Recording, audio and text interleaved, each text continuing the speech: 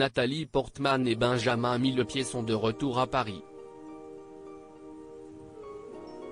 Mais au fait, à quoi ressemblait leur somptueuse villa de Los Angeles? Si est-il un déménagement qui a fait parler? Quand Nathalie Portman et Benjamin Millepied décident de faire leurs cartons, il faut dire que si est forcément sous le feu des projecteurs. D'autant plus lorsqu'il ne s'agit pas pour le couple d'aller d'une rue à l'autre de Los Angeles mais plutôt de revenir en France. La vie dans la Cité des Anges a forcément eu son lot de joie mais aussi d'instants plus pénibles pour le clan de Nathalie Portman et Benjamin Millepied. Notamment pour leurs deux enfants, Aleph, 12 ans et Amalia, 6 ans, comme le révélait le chorégraphe. Par sa géographie, Los Angeles est seule légende. Quand les enfants grandissent, ils ne peuvent pas avoir leur indépendance car ils sont très tributaires de la voiture. Pour mon fils de 11 ans, ça commençait à être dur. Tout ça me donnait le cafard et avec ma femme, on s'est dit let's go home.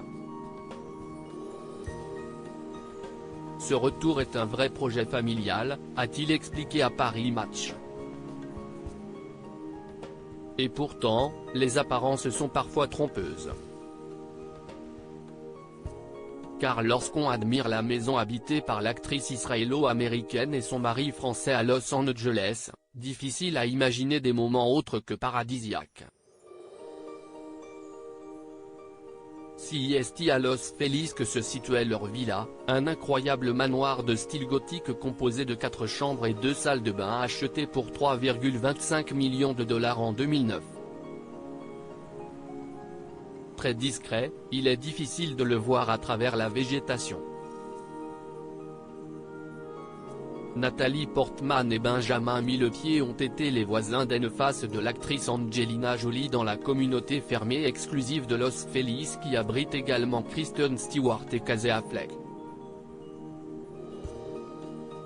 Le couple n'a cependant pas passé beaucoup de temps ici ces dernières années puisque l'actrice de Léon a été en Australie pendant la pandémie, alors qu'elle était sur le tournage de Thor, Love and Thunder. Souffrant également de son éternel statut de mari de Nathalie Portman, Benjamin Millepied doit aussi être soulagé d'être de retour à Paris. Des drames en série. Il faut dire que la petite famille a plutôt souffert de différents drames vécus ces derniers mois, notamment dus aux armes à feu. Il y a d'abord eu une fusillade sur le parking de ma compagnie qui a duré des heures. Cela a été très violent. Dans les 2 mois qui ont suivi, nous avons vécu une fausse alerte à l'école de ma fille et il y a eu un meurtre sur le parking de l'école de mon fils, a fait savoir le chorégraphe et ex-directeur de l'Opéra de Paris, et réalisateur de Carmen, actuellement en salle.